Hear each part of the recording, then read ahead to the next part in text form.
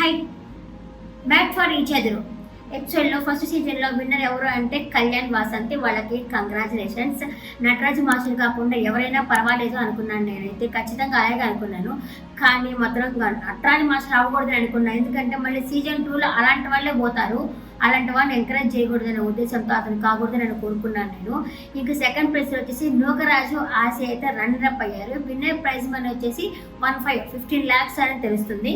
ఇంకా మూడో ప్లేస్లో వచ్చేసి మహేష్ సాంద్ర అయితే మూడో ప్లేస్లో.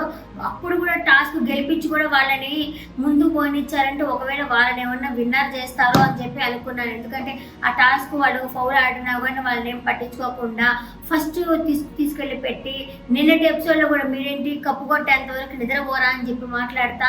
కానీ వాళ్ళైతే రియల్గా అయితే లేదు, లోపల కూడా గొడవ పెట్టుకుంటూనే ఉన్నారు. వాళ్ళు అన్డిజర్వే అనిపించింది. ఇక కళ్యాణ్ డిజర్వో అన్డిజర్వో చూస్తే చాలా ఓటింగ్ అయితే పడింది అబ్బా. కళ్యాణ్కి అయితే మాత్రము ఫ్యాన్స్ గుండెలో పెట్టుకున్నారు. ఏం చేసినా సరే మా కళ్యాణ్ విన్నర్ అవ్వాలని చాలా మంది అయితే కోరుకున్నారు. వాళ్ళకు కోరుకున్నట్టుగానే కళ్యాణ్ అయితే విన్నర్ అయ్యారు. ఇంకా సెకండ్ ప్లేస్లో వచ్చేసి ఇంకా థర్డ్ ప్లేస్లో వచ్చేసి మహేష్ ఆంధ్ర. ఇంకా ఫోర్త్ ప్లేస్లో వచ్చేసి నటరాజ మాస్టర్లు అయితే ఎలిమినేట్ అవ్వడం జరిగింది. నాకైతే చాలా హ్యాపీగా ఉంది. అసలు టాప్ 5లో కాదు, అసలు మన టాప్ 2లో వచ్చినందుకే నాకైతే ఏందబ్బా ఎట్టపోయాడు, ఏమీ ఆడకుండా ఏం చేయకుండా ఎట్టపోయాడా అనిపించింది. ఆయన అయితే ఫోర్త్ ప్లేస్లో ఎలిమినేట్ అవ్వడం జరిగింది. ఇంకా ఫిఫ్త్ ప్లేస్లో వచ్చేసి జాను బాను వాళ్ళైతే బయటికి రావడం అయితే జరిగింది. వీళ్ళు ఈ టాప్ 5 మీద మీ ఒపీనియన్ కమెంట్ సెక్షన్లో కమెంట్ చేయండి. నెక్స్ట్ వీళ్ళు మళ్ళీ కలుస్తాను. టాటా బాబాయ్, నమస్తే.